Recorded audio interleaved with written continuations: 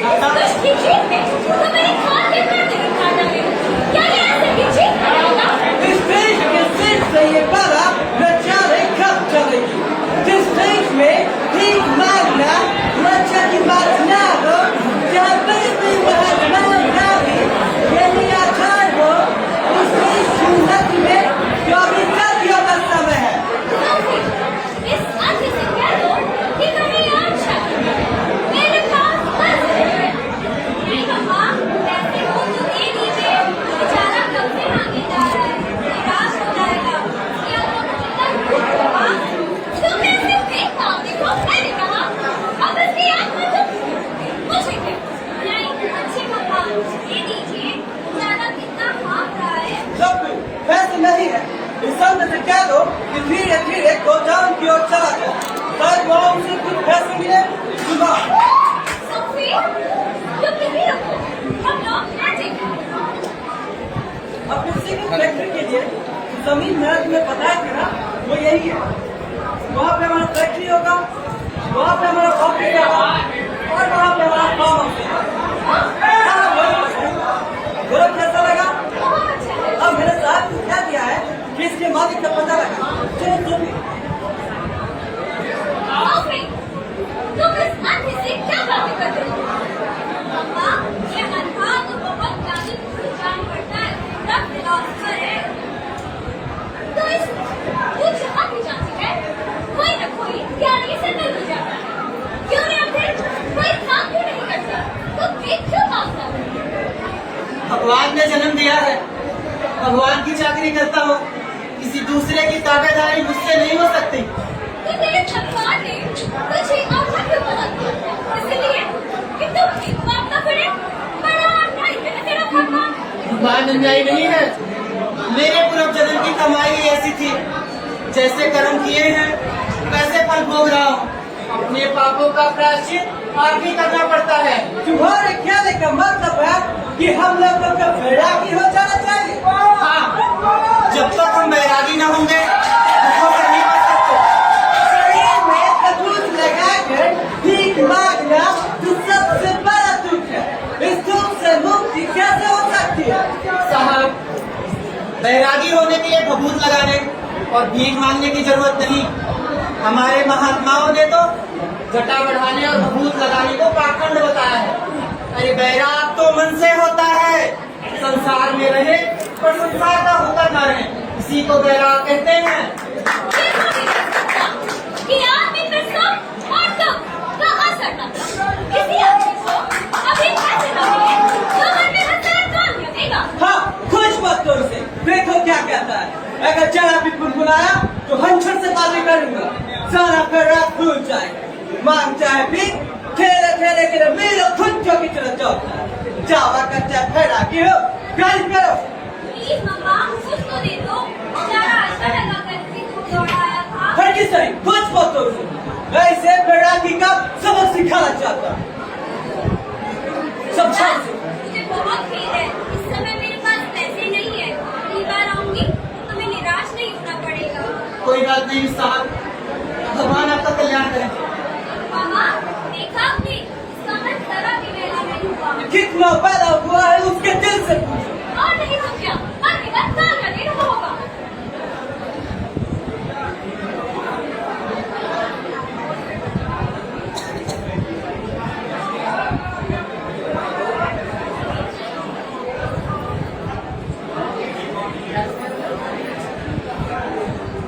क्यों सूरजास, ये जमीन तुम्हारी है?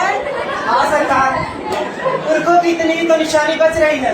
जब जो मेरा क्या बन गया और तुम्हारी भी चीज कर जाएगी, तुम ये जमीन मुझे दे दो, मैं इसे तुम्हें मुँह मांगा जाम दूंगा। हुजूर, उनको के नाम की इतनी ही तो निशानी बच रही है, इसे बेचकर उन्हें क्या मुँह दिखाऊंगा? तुम्हारे पुरखों के नाम का यही सड़क पे धुआं बनवा दूंगा, इससे तुम्हारे पुरखे का नाम भी चलता रहेगा। सरकार, मोहल्ले वालों का इस जमीन से बड़ा उपकार होता है। मेरी जमीन है जरूर, पर जब तक उसे पूछ ना लूं अच्छी बात, मैं फिर तुमसे मिलूंगा। तुम जिस तरह तुम्हें खुश करूंगा। ये लो 5 रुपए। मैं तो तुम्हें मामूली भिखारी समझ रहा था मिस्टर सूरदास। नहीं सरकार, मैं रुपए लेकर क्या करूंगा? धन के नाते 2-4 पैसे ले लीजिए, किसी और नाते मैं 1 रुपए ना लूंगा। ले लो, क्षमाची समझो। नहीं सरकार, इस धर्म में आपका स्वार्थ मिल गया। अब यह धर्म धर्म नहीं रहा, अब यह धर्म धर्म नहीं रहा। ओह, है जो भिखारी बड़ा घमंडी है। 5 रुपए देते थे, वे भी ना मिले। है कोई आशा जमीन में लिखी? जितना आसान समझा था उतना नहीं है। अब चलो।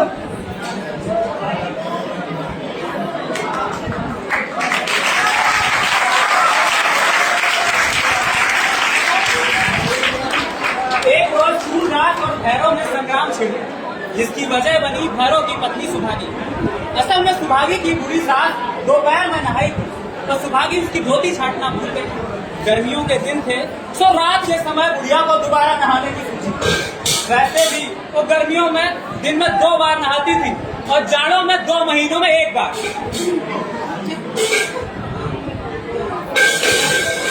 अभागी, अरे ओ अभागी, कहाँ पर गई?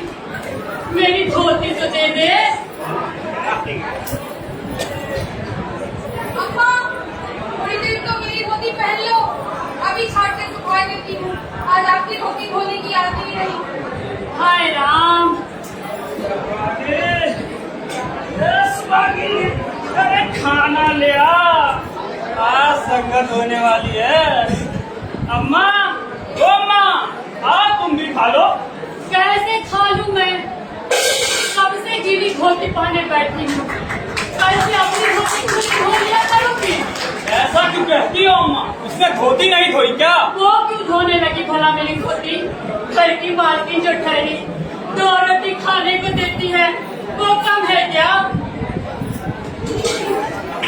भाभी ने अपनी बात कहने की खूब कोशिश की, लेकिन भैरव ने उसके लिए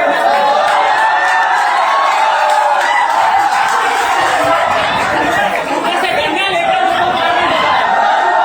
भाभी किसी तरह वहां से भाग गई, सूरदास की झोपड़ी में घुस गई।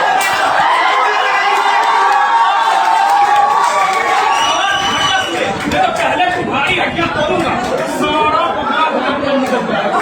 बहुत दिनों से देख रहा हूँ तुम्हारा रंग, ऐसा बनाऊंगा कि छठी का दूध याद आ जाए।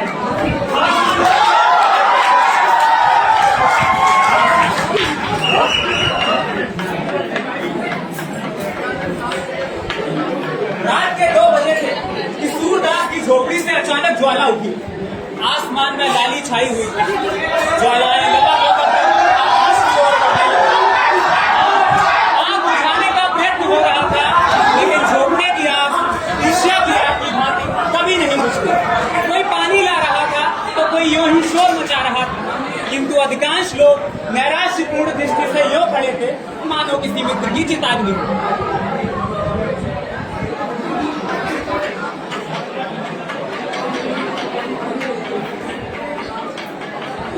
सूरदास भैया, क्या कैसे बताओ?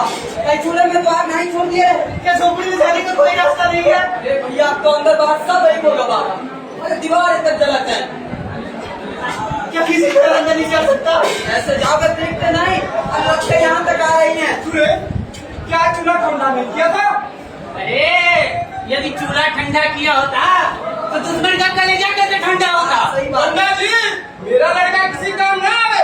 अगर मुझे कुछ मालूम हो तो तुम लगा कि मुझ पे सुबह करते हो। अरे मैं जानता हूँ, जिसने भी आग लगाई है बिगाड़ ना तू तो कहना। अरे जाओ मियाँ, तुम क्या बिगाड़ोगे? खुदा आप ही बिगाड़ देगा। अरे इसी तरह मेरे भी घर में आग लगी थी, सब जलकर मौसम हो गया था।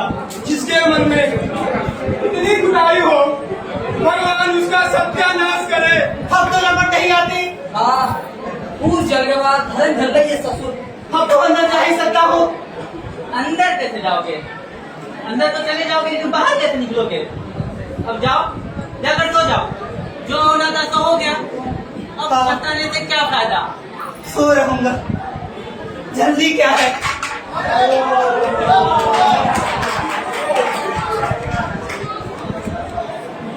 थोड़ी देर में रही सही आग भी बुझ गई।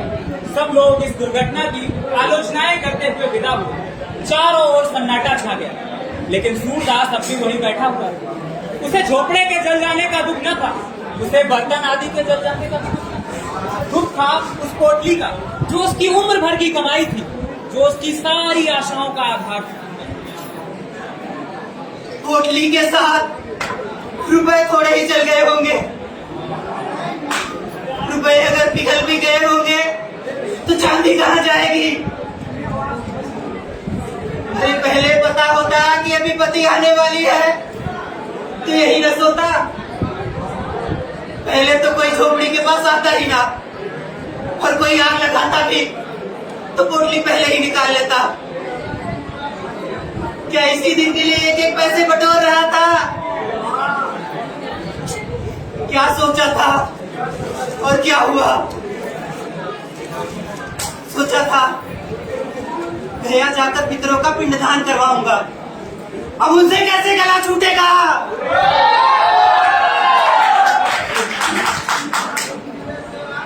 सोचा था बिटुआ की कहीं सगाई ठहर जाए तो कर डालूं। बहू घर में आए तो एक रोटी खाने को मिले, अपने हाथों ठोक ठोक कर खाते चुप बीत गया। करना तो यो चाहिए था कि जैसे जैसे पैसे हाथ में आते एक एक काम करता जाता। बहुत पाव फैलाने का यही फल है। सूरदास अटकल से द्वार की ओर झोपड़े में घुसा, पर 2-3 पग के बाद ही एकाएक पांव भूगोल में पड़ गया। ऊपर राख थी, नीचे आग, तुरंत पांव पीछे खींच लिया और अपनी लकड़ी से राख को उलटने पलटने लगा। थोड़ी देर बाद उसने डरते डरते राख में दोबारा पैर। राख गर्म थी पर असहनीय न। वह बैठ गया और झोपड़ी में उसी दिशा में राख में तोड़ने लगा जहां पोटली रखी थी। उसका दिल जोरों से धड़क रहा था, लेकिन उसे विश्वास था कि रुपए भले ही जल रहे हो पर चांदी तो कहीं न गई हो। सहसा वह उछल पड़ा, कोई भारी चीज हाथ आ गई। उठाकर देखा तो मालूम हुआ ईंट का टुकड़ा। वह फिर से राख को टटोलने लगा जैसे कोई आदमी पानी में मछलियां टटोले, पर कोई चीज हाथ न लगी। फिर तो उसने इस अधीरता में सारी की सारी राख छान डाली। एक एक मुट्ठी राख हाथ में लेकर देखी, लोटा मिला, तवा मिला, पर पोटली न मिली।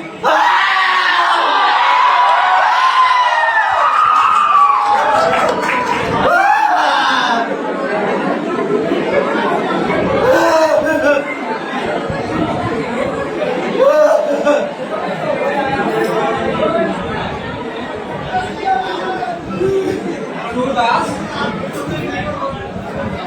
सच कहो, तुमने मुझ पे तो सुना नहीं। तुम पर क्यों सुबह करूंगा?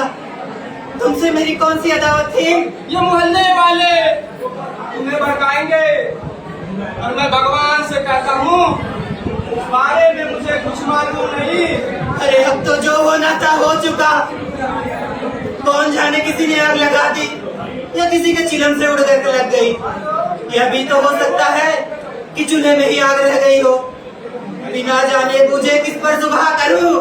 इसलिए तुमने पहले ही चिता दिया, कहीं तुम्हारी सुबह में मैं ना मारा जाऊं।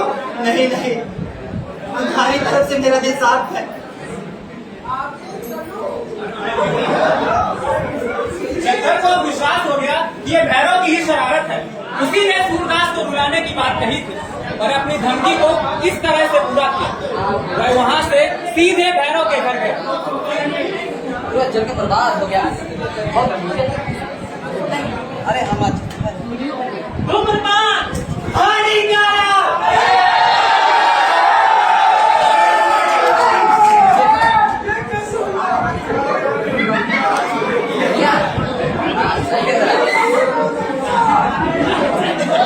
आजा भैया आते हैं। पानी दे दे।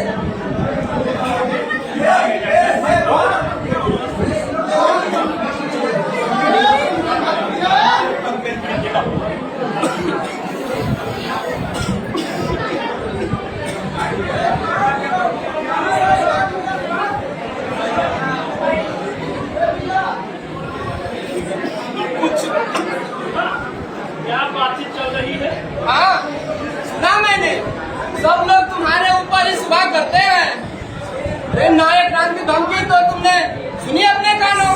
अरे नायक राम की जैसी धमकियों के कोई परवाह नहीं, और सबूत क्या है कि आज मैंने लगाई है। सच कहो, तुम्हें लगाई ना?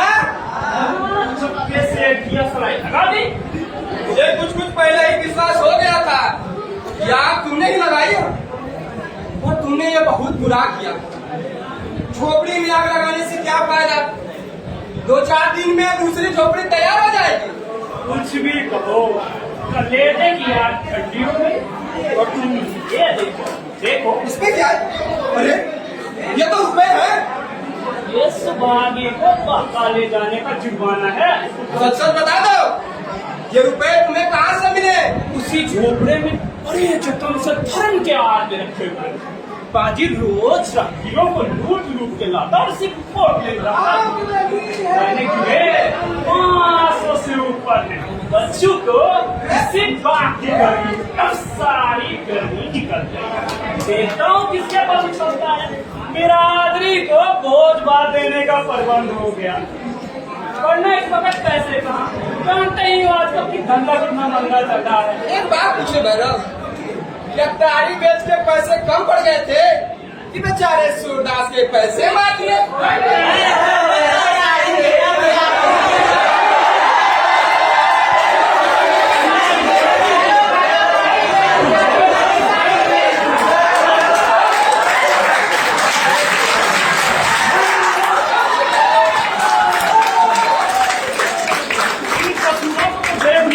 और तुम क्या कह रहे थे? मेरी तो सलाह मान, रुपए लौटा दे। बड़ी मशक्कत की कमाई है, हजम न होगी। मशक्कत की कमाई हजम न होगी? अरे अच्छी तरीके से हजम हो जाएगी। वैसे भी उसमें भीख मांग के नहीं लाया था, तो गेहूं नहीं डाला था। मेरी बात मान जा, नहीं तो पुलिस सब खा जाएगी। अरे सूर्य पुलिस में जाएगा, वो तो कराया जाएगा। ठीक है, लेकिन एक बात ध्यान रखना, गरीब की हाय बड़ी जानलेवा होती है। अरे ना गरीब होना है क्या, जो दूसरों के बीवी पे घोड़े डाले, जिसके पास सैकड़ों रुपए हो, जो लोगों को रुपए उधार पर देता हो, उस पार्टी का तुम गरीब कहते हो? अरे गरीब तो हम तुम हैं। घर में ढूंढो तो रुपए नहीं। अब तक मेरा दिल का कांटा नहीं निकला। जब तक उस चूड़े को रोता हुआ न देख लूं, यह कांटा नहीं निकला। जिसने मेरी आबरू बिगाड़ी, उसके साथ चाहे जो हो, मुझे पाप नहीं लग सकता।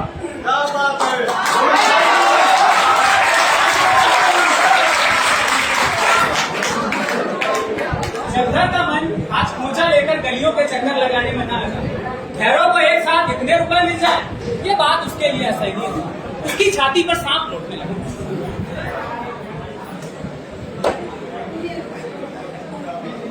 इसे धन पर इतने रुपए मिल गए, अब ये मौज आएगा। अरे तकदीर खुलना इसी को तो कहते हैं। यहाँ तो कभी पड़े हुए पैसे तक ना मिले, पाप पुण्य की तो बात ही नहीं।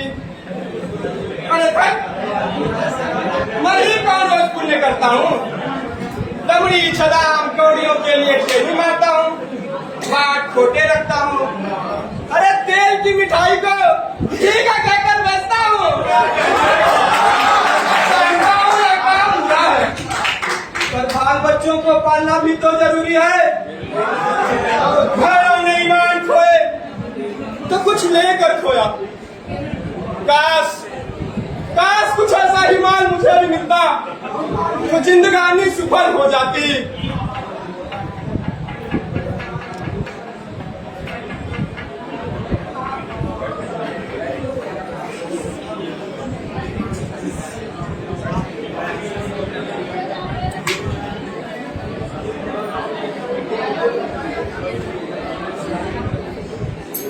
क्या ढूंढ रहे हो सूरदास? कुछ नहीं, यहाँ रखा ही क्या था, यही लोटा दवा देख रहा था। और वह थैली किसकी है जो भैरव के पास है? थैली? मेरे पास थैली वाली कहाँ? मुझसे उठते हो? भैरव मुझसे कह रहा था यह थैली झोपड़ी में धरन की आड़ में मिली है। इसमें 500 से बेसी रुपए हैं। वह तुमसे हंसी करता होगा। यहाँ 5 रुपए तो कभी जुड़े नहीं, 500 रुपए कहाँ से आते? अरे भैरव ने जो कलंक लगाया उसकी तो परवाह नहीं मुझे। अरे उस पर तो कोई विश्वास नहीं करेगा, पर मेरे कारण सूरदास का सर्वनाश हो जाए यही चिंता तो खाए जाती है। पर अब प्रण कर लिया, भैरव के घर ना रहूंगी, मेहनत मजदूरी करके अपना पेट पाल लूंगी। अरे कौन बाल बच्चे मरे जाते थे यहाँ, एक मेरा ही पेट भारी था ना उसे, तो रहे यकीन ओके टूटे और उस गुड़िया का चरण धो धो की। मुझसे तो नहीं होगा ये सब। अरे इतने दिन तो बीत गए, आज तक एक ढेला सिंदूर लाकर उसने नहीं दिया मुझे, तो मैं क्यों मरूं उसके लिए। सुहागे, सुहागे, कहाँ जाती है? देखिए अपने कसम की करतूत। बेचारे सूरदास को वहीं का न रखा। अरे तुम ही तो हो उसके गुरु, तुम ही ने मंत्र दिया होगा।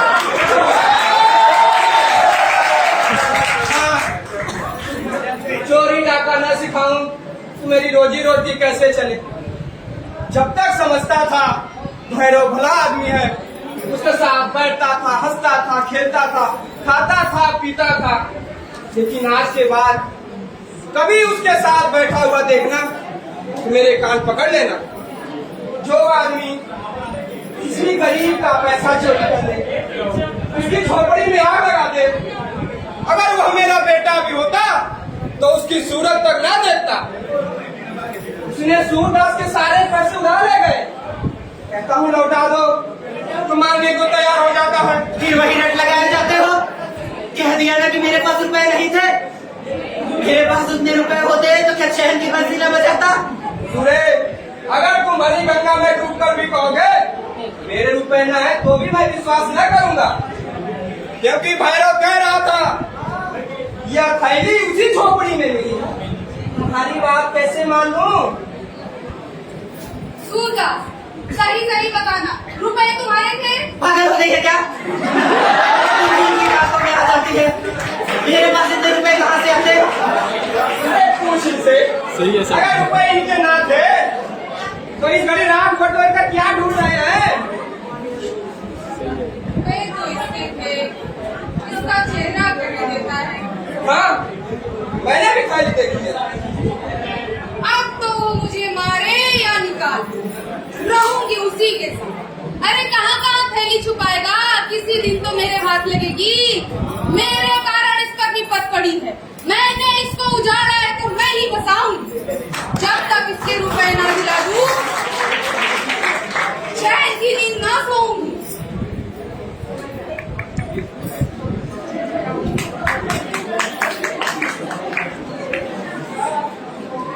रुपए मैंने ही तो कमाए थे, क्या फिर नहीं कमा सकता? यही ना होगा, जो काम इस साल होता वो अगले साल होगा। शायद पिछले जन्म में मैंने ही भैरव के रुपए चुराए होंगे, या उसी का दंड मिला है। मगर बेचारी सुभागी का क्या होगा? भैरव उसे अपने घर में कभी न रखेगा। बेचारी कहाँ कहाँ मारी मारी फिरेगी। यह कलंक भी मेरे सिर लगना था। धन गया, आबरू गई, जमीन बच रही है, वह भी न जाने जाएगी या बचेगी। अरे अंधापन ही क्या थोड़ी भी पत्थी, इन्हीं तो नई नई चपत पड़ती रहती है। जिसके मन में आता है 4 खरी कोठी सुना के चला जाता है।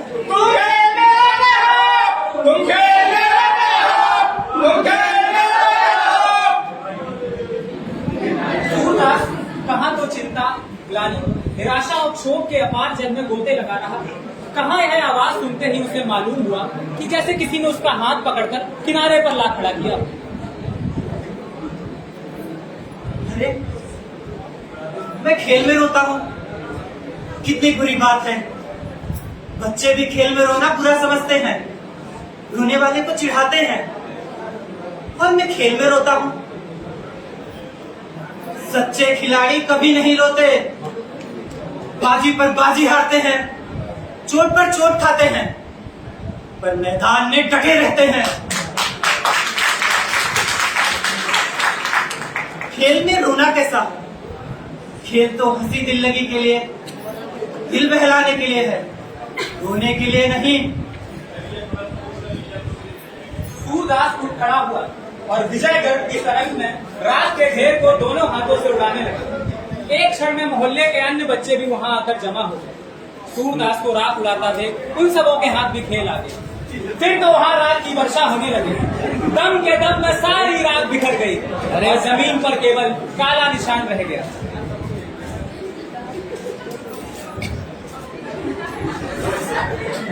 किसी को पहचान भी नहीं पाई। बिठवा, ओ बिठवा,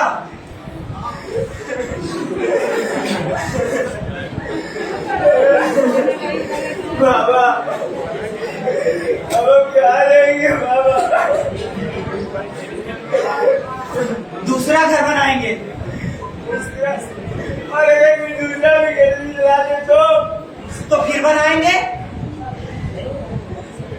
लेकिन अगर कोई 1000 बार चला दे तो हम भी 1000 बार बनाएंगे।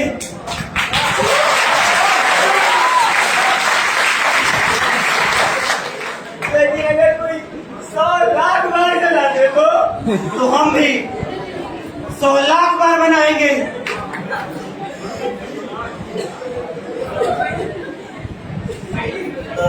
दिखाने वाले पार लगाने वाले रास्ता दिखाने वाले पार लगाने वाले दोनों ही किनारे हैं क्यों रे मियां पार लगे कैसे मोरे सपना पार लगे कैसे मोरे सपना झूठा जब निकले खेवैया सुनी रे मरैया मोरी सुनी रे मरैया सुनी रे मरैया मोरी सुनी रे मरैया मोरी सुनी रे मरैया मोरी सुनी रे। वाह।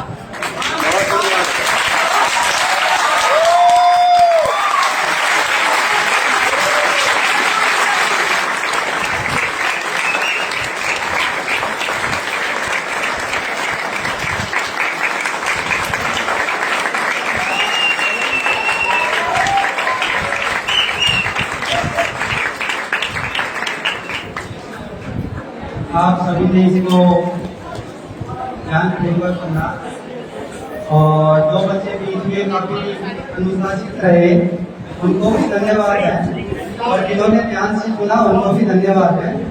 आप 2 मिनट तक थोड़ा सा मैं अपनी बात कहने से पहले माननीय अतिथियों से और अध्यक्ष महोदय से भी निवेदन करूंगा कि वो अपने हाथों से हमारे कलाकारों को सम्मानित करेंगे।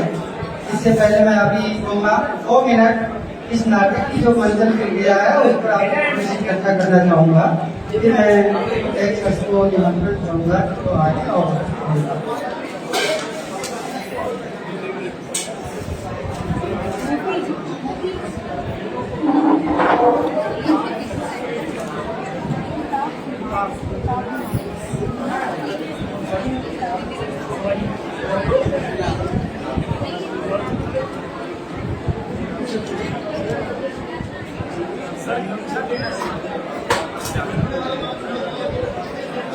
That's